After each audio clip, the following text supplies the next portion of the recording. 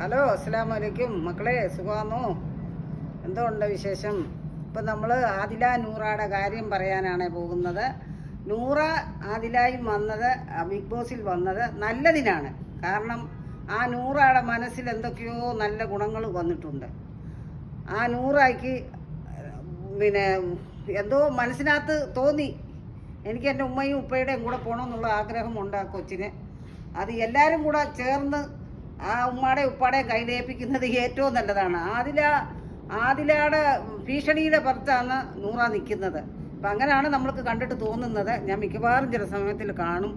ഇടണ്ടെന്ന് വിചാരിച്ചിട്ടും ഞാൻ വിചാരിക്കുന്നത്, ഇത് കണ്ടിട്ട് ഒരു കൊച്ചല്ലേ, പിന്നെ സാധാരണ ഒരു ഭാര്യയും ഒരു പുരുഷനും പിന്നെ കല്യാണം ചെയ്യുന്നവരെ പിരിയുന്നു, പിന്നെ ഈ രണ്ട് പെണ്ണുങ്ങൾക്ക് പിരിയാൻ എന്താ പാട്?